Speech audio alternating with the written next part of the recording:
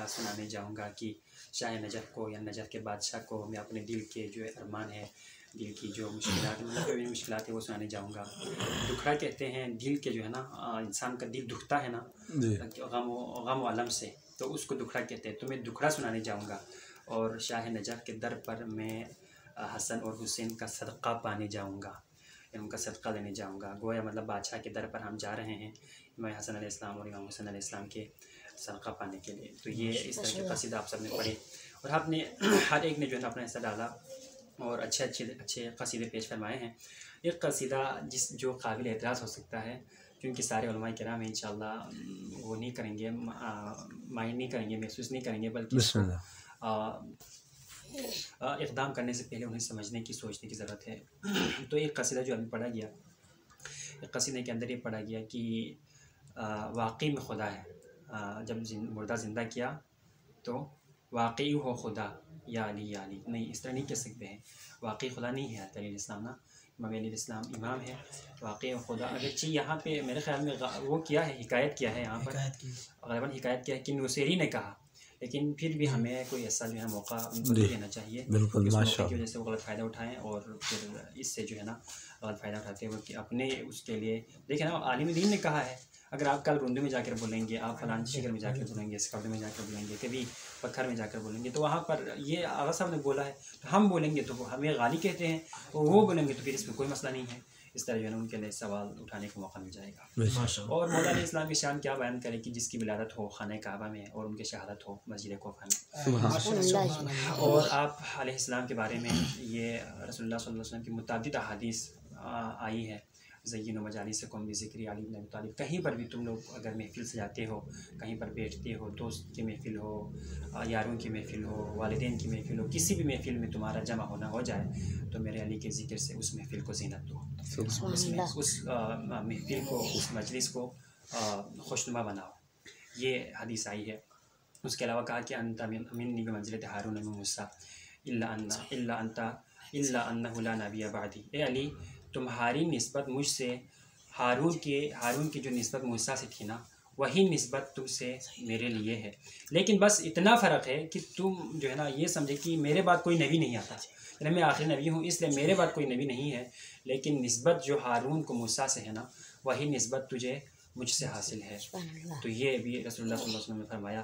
और उसके बाद आप अलैहिस्सलाम की 5 फजीलतों के बारे में बहुत सारे सहाबियों का ये कहना है कि वो 5 फजीलतें जो अली को हासिल हुई है, अगर मुझे हासिल होता, मुझे एक हासिल होता, उन 5 फजीलतों में से एक फजीलत हासिल होता, तो मैं दुनिया व माफिया के अंदर तमाम चीज़ों से भी ज़्यादा उसको मैं अपने लिए बेहतर समझता। उनमें से एक चीज़ सईदा कायनात सलामुल्लाह अलैहा के साथ आक़द जो हुआ है। अच्छा जी, उसके अलावा उसमें दावतुल अशरा के अंदर जब ख़ुव्वत का जो है ना रिश्ता या ख़ुव्वत भाई सब एक को बना रहे थे, तो रसूलुल्लाह सल्लल्लाहु अलैहि वसल्लम ने मौला कायनात को अपने लिए भाई करार दिया। तो इस तरह जो है 5 फजीलतें जो है आप अलैहिस्सलाम को रसूलुल्लाह सल्लल्लाहु अलैहि वसल्लम ने अता की। कि उन 5 फजीलतों के बारे में बहुत सारे असहाब का ये तमन्ना रहा। उनमें से एक फजीलत ये थी कि जंग खैबर के अंदर जंग जो है फ़तह नहीं हो रहा था, तो कभी शेखैन के हाथों में अलम भेजा गया तो वो लोग जो है ना नाकाम वापस आ गए, फिर किसी और सहाबी को भेजा, फिर किसी सहाबी को भेजा, हर कोई जो है ना, क्योंकि खैबर का आप लोगों को मालूम है खैबर एक बहुत बड़ा किला था, तो वो फ़तह नहीं हो सकता था।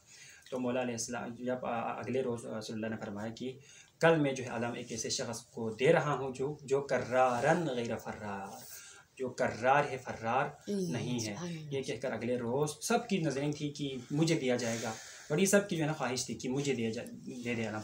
लेकिन जब रसूलुल्लाह ने अगला रोज़ आया, रसूलुल्लाह ने कहा कि अली कहाँ है, तो जवाब दिया कि अली के जो है आँख दुख रही है।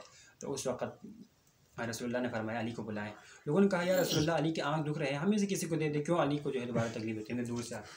तो इसलिए जो है ना उस वक्त रसूलुल्लाह ने फरमाया देखिए जाए अली को ही बुलाए। जब मैंने कहा तो हज़रत अली अलैहिस्सलाम को मौला मुत्तक़ीन को बुलाया और रसूलुल्लाह सल्लल्लाहु अलैहि वसल्लम ने आपकी आंखों में लुआब दहन डाला, उससे आपकी आंखों को शिफा मिली और फिर आपके हाथों में अलम दिया और आप जो है खैबर की तरफ गए और खैबर के दर को उखाड़ा। खैबर के दर को उखाड़ कर मरहब व अंतर को बिछाड़ कर आपने वो लक़ब हासिल किया, ला क्या है जी, ला फतह इल्ला अली ला सैफ इल्ला ज़ुल्फ़िकार, ये लक़ब हासिल करते हुए आप वापस आ गए। तो ये जो है बहुत सारी जंगें, जिन जंगों को अलबत्ता नारा लगाना जो है मुझे नहीं आता, इसलिए आप नारा ना लगाएं, बस सुनते जाए। खुशी के मैं एक लतीफ़ा सुनाऊँगा मौलाना इस्लाम के, ताकि आप लोग खुश हो जाए, मुस्कुराहट भी आ जाए। इसी में अंदाज़ ऐसे अपनाऊँगा कि आप खुश हो जाए। तो उसमें चलिए एक दुरूद पढ़े मोहम्मद वाले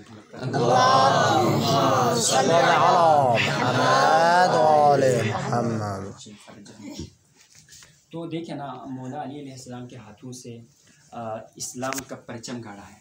इस्लाम का परचम अगर सरबुलंद हुआ है तो इमाम अली अलैहिस्सलाम की बहादुरी, आपकी शुजाअत और आपकी कुर्बानियों से।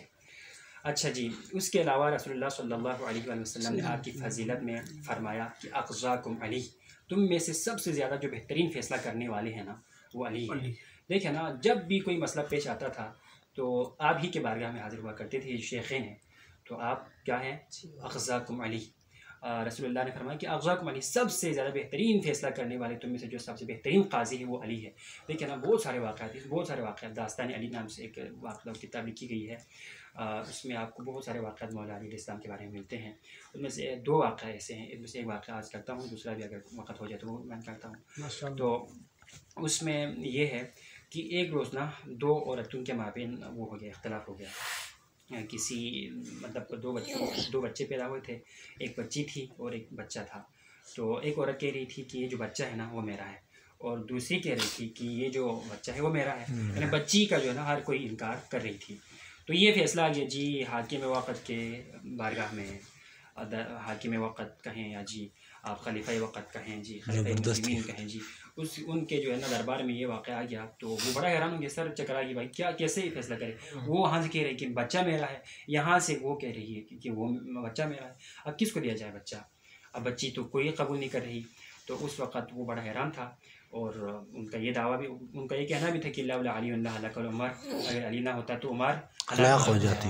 तो उन्होंने कहा कि देखो, जब तक अबुल हसन ना आए ना तब तक इस मामले का जो है ना फैसला होना ही नहीं है। ये कर मौला अली अलैहिस्सलाम को बुलाया भेजा, मौला तशरीफ़ लाए और आपने मसनद क़ज़ावत पर आप बैठे।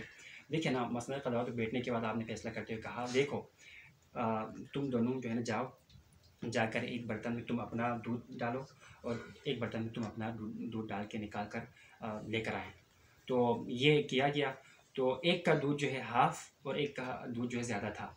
तो मौला ने फरमाया कि जिसका दूध ज़्यादा है ना बच्चा उसका है, और बच्ची जिसका दूध कम है उसका है। तो इतराज़ किया। पहले तो कहा कि इसका जो है ना फैसला अली के सिवा कोई नहीं कर सकता, लेकिन जब फैसला हो गया तो कह रहा है कि भाई ये आप किस सनद और किस सबूत के तहत आप ये फैसला कर रहे हैं।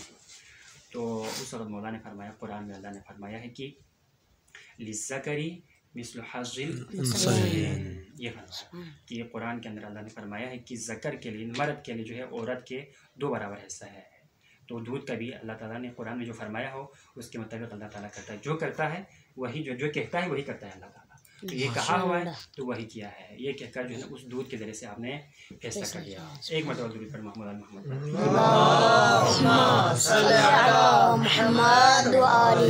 चलिए, ये हो गया जी एक ऐसा वाक़या कि जिसमें बच्चे और बच्ची दो जो है दो किरदार हैं, दो चीज़ें हैं। एक मतलब ऐसा हुआ कि दो खातून के दरमियान, दो औरतों के दरमियान वो हुआ जी, इख्तलाफ हुआ।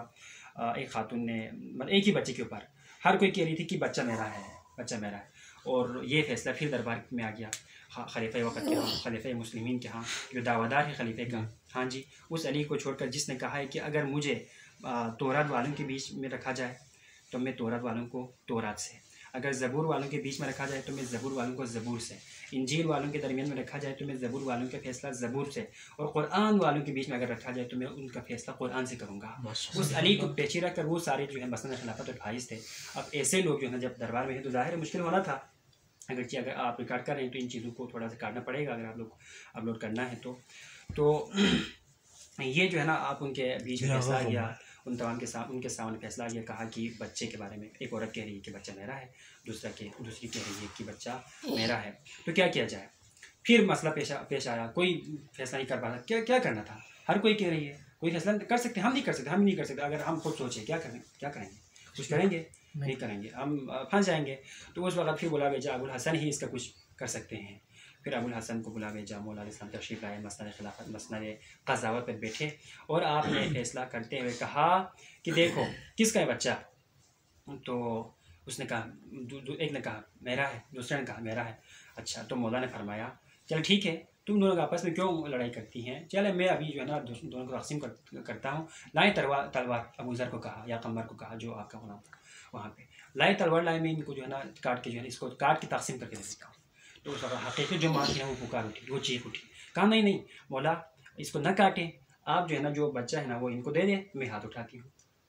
तो उस वक्त इमाम इस्लाम ने फरमाया ये हकीकी जो बच्चा है ना वो इनका है। तो नारे हैदरी जरूर देख पड़े।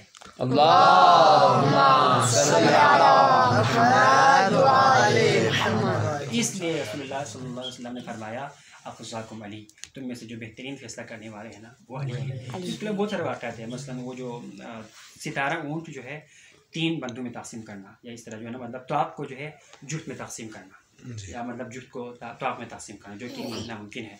उसमें एक अदद को बढ़ाया, फिर तक़सीम किया, फिर एक ऊँट को वापस लिया। इस तरह के ऐसा अलजबरे का कानून बनाया कि जो आज तक जो है ना साइंसदान इस पर हैरान है, मतलब रियाज़ीदान में उस पर हैरान है। तो ऐसे ऐसे फैसले आप रास्ते में पढ़ सकते हैं। तो इसीलिए मौला अली अलैहिस्सलाम के बारे में हम ये कह सकते हैं कि अगर चीज़ देखें ना, ये जो अभी कासिदा पेश किया गया, इस कासिदे से पता चला कि क्या है, नुसेरी लोग, गाली लोग जो है आपको खुदाई का दर्जा देते हैं। तो हकीकत में मौला के करामात और उनके मौला के जो वो है ना मोजिज़ात, उनके कारनामे अगर देखा जाए ना तो इंसान दंग रह जाता है, इंसान की अक्ल जो है ना वहाँ परवाज़ करना छोड़ देती है। इसलिए नजरुल्लाह ने फरमाया है कि मैं वो होना, मैं उस बुलंदी पर हूँ कि जहाँ पर तायर अक्ल, इंसान के अक्ल का जो तायर है ना, इंसान के अक्ल का जो परिंदा है वो वहाँ तक पर भी नहीं मार सकता, उस बुलंदी पर मैं फाइज हूँ। तो ये मौला अलैहिस्सलाम की शान है। और उसके अंदर एक किताब है, हम मतलब जो दर्स पढ़ते हैं तो एक किताब आती है उसमें, अभी किताब का जहन में जो नाम नहीं आ रहा। तो उस किताब के अंदर ये बयान किया हुआ है कि देखो तुम लोग हमारे फ़ज़ाइल बयान करो, हमारे मनाक़िब बयान करो, लेकिन बस एक हद है, वो हद ये है हमें मखलूक रखो, खालिक से न मिलाओ। और फिर जितना तुम बुलंदी बयान कर सकते हो ना वो फिर भी कम है हमारे हाथ में। खालिक के हद तक ना पहुँचाओ, मखलूक के दायरे में रखते हुए कि तुम जितनी भी जो है तुम जितने फ़ज़ाइल और मनाक़िब हमारे लिए बयान कर सकते हो, जितना बुलंदी के बयान कर सकते हो, वो फिर भी हमारे हक़ में कम है। तो यह अइम्मा अलैहिस्सलाम की शान है। एक लतीफ़ा सुनाता हूँ फिर आपकी दवा करता हूँ। तो एक लतीफ़ा ये है, देखे ना हमारे अइम्मा अलैहिस्सलाम की जो ज़िंदगी है वो हमारे लिए आइडिया नमूना है। यानी वो ज़िंदगी ऐसी ज़िंदगी है कि जिसको हम फॉलो करके अपनी ज़िंदगी को खूबसूरत तरीन ज़िंदगी बना सकते हैं। लेकिन आजकल के ज़माने में हमारे जवानों का ये जो मसला बना हुआ है कि वो लोग मुख्तलिफ़ कैरेक्टर्स को देखते हैं, मुख्तलिफ़ फ़िल्मों को देखते हैं, हर किस्म की फ़िल्में आई हैं। मतलब अर्तुग़रुल आजकल जो बड़ा उसका नाम है ना, अर्तुग़रुल का जो टर्किश वो है ड्रामा है, वो ड्रामा आया हुआ है। इंडियन फ़िल्में तो हैं ही बहुत ज़्यादा। तो इन फ़िल्मों को देख देख कर ना उनके ज़हन और किरदार पर जो है ना ऐसा असर पड़ता है कि वो जो है ना देखते ही देखते ऐसे किरदार अपनाने लगते हैं। उसमें सारी यूँ करना जी, हाँ जी, अच्छा स्लो मोशन में लगा कर अपने आप को ऐसे चलते फिरते दिखाना, ये सब क्यों है? वो जो असर है ना फ़िल्मों के अंदर, जो असर है ना वो उनके किरदार पर असर कर रखा है। तो ये जो है ना ये चीज़ें हमें बताती हैं कि भाई देखो आज के ज़माने में अगर एक आइडिया हमें ढूंढना है तो अइम्मा अलैहिस्सलाम की ज़िंदगी है। तो उनकी ज़िंदगी को ढूंढ कर और उनके जो जानिशीन है, उनके नायबीन की ज़िंदगी है, उनको आइडियल बनाकर हम अपनी ज़िंदगी को संवार सकते हैं। तो अइम्मा की ज़िंदगी में हर चीज़ है, यानी आइडियल बनाने के लिए आप हर चीज़, हद तक कि मज़ाक भी आपको उनकी ज़िंदगी में नज़र आता है, मज़ाक भी उनकी ज़िंदगी में मौजूद है। मज़ाक को भी हम यार मतलब ऐसा नहीं है कि लोग जो बिल्कुल मूड बना के रखिए ना, मज़ाक भी करें, आलिम दीन होने के नाते आपका रोब भी हो, आपका हेबत भी हो, आपका सारा हो, लेकिन साथ साथ आपके अंदर मज़ाक का जो पहलू है वो भी हो। तो देखिए ना एक बार तो आप दोनों साथ बैठे थे, अलबत्ता वो ज़हर रबी नामी किताब है जो उलमा जब थक जाते थे किताब पढ़ के, मुताला करके, अच्छा बहस मुबाहिसा करके थक जाते हैं तो वो लोग जो है ना इस तरह की बातें करते हैं, ठीक है ना, उलमा आपस में करते हैं, अलबत्ता आवाम में नहीं करते ऐसी बातें। तो ज़हर रबी जो किताब लिखी गई है ना वो इसी तरह जो है ना लतीफ़ों पर और मज़ाक पर लिखी गई है।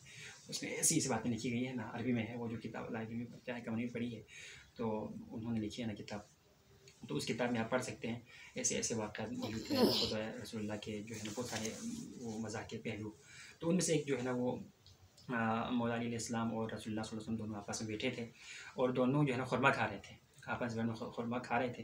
तो क्या किया जी, रसूलुल्लाह ने खुरमे खा खा करना जितनी जो गुठलियाँ थी वो सब अमीरुल मोमिनीन के सामने रख दी। बाद में ख़त्म होने के बाद कहा या अली अंता अकला कल अकूल, आप तो बड़े पेटू वाले लोगों की तरह खा रहे हैं। हाँ जी, तो उस वक्त अमीर मोमिन ने फरमाया जी हाँ रसूलुल्लाह, बिल्कुल बेशक मैं तो जो है ना पेटू की तरह खाता हूँ, बड़ा खा रहा हूँ, लेकिन ताज्जुब तो आप पर है कि आप तो गुठलियाँ समेत खा रहे हैं, मैंने चलो वो खा लिया ना। हाँ जी, क्योंकि उनके सामने रसूलुल्लाह के सामने कोई गुठली ही नहीं है, तो इसलिए अमीर मोमिन ने फरमाया कि आप फिर ऐसे ही हैं। तो इस तरह जो है ना आप मज़ाक के पहले भी आपके ज़िंदगी में मिलते थे। तो हम यही दुआ करते हैं कि हमें आइने की सीरत को अपनाते हुए, आइने की सीरत को समझते हुए और उनसे हकीकी मानों में आपकी मदद करने की तौफीक अता फरमाएं। आमीन।